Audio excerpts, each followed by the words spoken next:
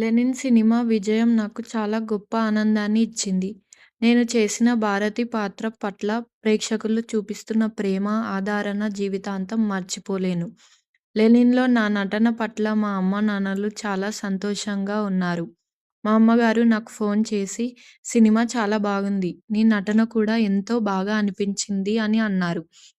అయితే భారతి పాత్ర ముగింపు చూశాక ఒక తల్లిగా చాలా భావోద్వేగానికి గురయ్యారు. ఎందుకంటే అలాంటి ముగింపు ఏ తల్లి కూడా కోరుకోదు కదూ!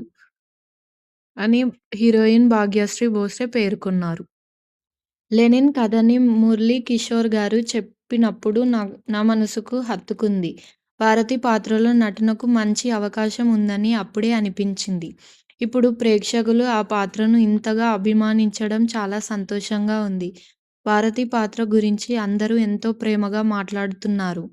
నాగార్జున గారు నా నటన గురించి మాట్లాడడం నాకు ఎంతో సంతోషాన్నిచ్చింది. ఈ ప్రశంసలు నాకు సంతోషంతో పాటు మరింత బాధ్యతను కూడా పెంచాయి. 'లెనిన్' భారతీల ప్రేమ కథే 'లెనిన్'. అఖిల్, నా పాత్రలు తెరపై చాలా సహజంగా కనిపించేలా ప్రతి సన్నివేశంపై ఎంతో శ్రద్ధ పెట్టి పనిచేశాం.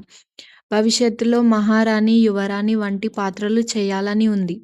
అలాంటి చిత్రాల విషయంలో రాజమౌళి గారు మాస్టారు. ఏదో ఒక రోజు ఆయన దర్శకత్వంలో నటించాలని ఉంది.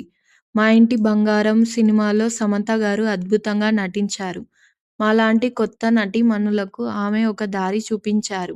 అవకాశం వస్తే అలాంటి మహిళా ప్రధాన పాత్రలు కూడా చేయాలని ఉంది. ప్రస్తుతం 'శివకార్తికేయన్'తో తమిళ్‌లో ఓ సినిమా చేస్తున్నాను. అలాగే తెలుగు, తమిళ్ భాషల్లో మరిన్ని కథలు వింటున్నాను. వాటి వివరాలు త్వరలోనే వెల్లడిస్తాను అని అన్నారు భాగ్యశ్రీ బోసే గారు.